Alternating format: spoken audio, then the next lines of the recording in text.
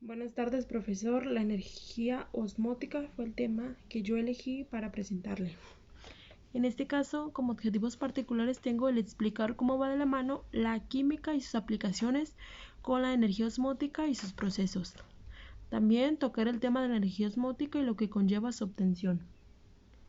Generar un pensamiento crítico y reflexivo ante la situación convencional.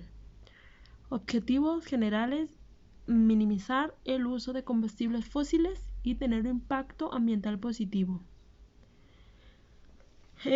Como resumen, la energía osmótica presenta un enorme potencial para obtener la energía limpia mediante el contacto de aguas con diferente concentración de sal para generar electricidad en centrales instaladas junto a la costa, y de la cual han surgido dos tecnologías complementarias que son la osmosis por presión retardada y la electrodiálisis inversa. Ahorita vamos a explicar un poquito más a fondo estas dos tecnologías complementarias. Como introducción, podemos decir que algunos científicos también la llaman energía azul o salina, ya que la base de esta es la diferencia de sal entre el agua de mares y las aguas de río.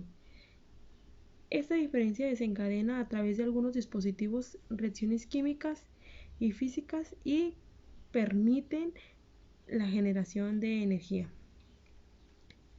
Bueno, entrando un poquito más a fondo, la electrodiálisis inversa funciona utilizando el mismo mecanismo que la electrodiálisis, excepto en el hecho de que en la electrodiálisis la polaridad de los electrodos se invierte periódicamente aproximadamente de 3 a 4 veces por hora, y por medio de válvulas automáticas se intercambian las salidas de la solución concentrada y de la solución diluida. De este modo, los iones se transfieren en direcciones opuestas, lo que dificulta la formación de incrustaciones y permite el lavado de la membrana. Bueno, para los que se preguntan qué es la membrana, es una delgada película que separa dos fases entre las que existe una diferencia de potencial química. Actúa como barrera selectiva al transporte de materia entre dos fases.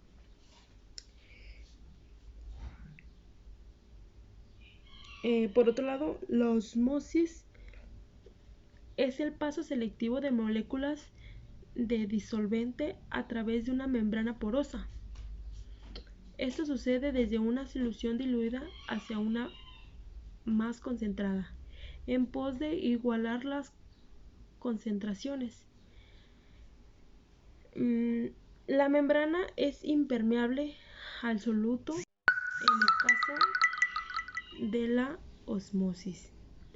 Para calcular la presión que se requiere, hay una fórmula donde la presión que se requiere es igual a la molaridad por la constante de los gases por T, que es la temperatura expresada en grados Kelvin. Hablando un poco más de las concentraciones, se dice que la presión que se requiere es directamente proporcional a la concentración. Esto es lo esperado para que las propiedades coligativas, que dependen solo del número de partículas. Si dos disoluciones tienen la misma concentración, luego igual a la presión que se requiere, se dice que son isotónicas. Si bien si tienen distinta concentración, la mayor se dice que es hipertónica y lo de la menor concentración hipotónica, en el caso pues de la energía osmótica. Por otra parte, la osmosis por presión retardada, cuando la presión en la superficie de las dos disoluciones es la misma, se produce un transporte de energía desde la disolución diluida hacia la concentrada. Es el mecanismo de osmosis directa o natural. El transporte cesa cuando se alcanza el equilibrio de potencial químico. La presión hidráulica alcanzada en la disolución concentrada es en ese instante por encima de la diluida, constituye la presión osmótica de dicha disolución. A la diferencia entre ambos lados de la membrana se le denomina presión transmembrana. Y bien,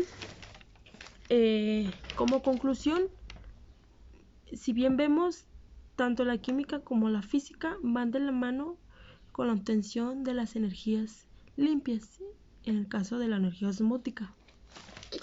Este trabajo en lo particular me ha dejado que debemos optar por manejar energías limpias fuera de tanta contaminación, como es el caso pues de la energía osmótica, que no es muy reconocida, pero que donde hay ríos muy caudalosos y en contraparte pues el mar sería de muy buena ayuda, ya que pues también abastece a grandes cantidades de población. La única desventaja de esta sería que si se llegara a producir un poco más de lo que se requiera o se necesite, haya un desperdicio de energía. De ahí en más, pues hay que necesitar o ocupar los recursos naturales que el mismo planeta nos brinda.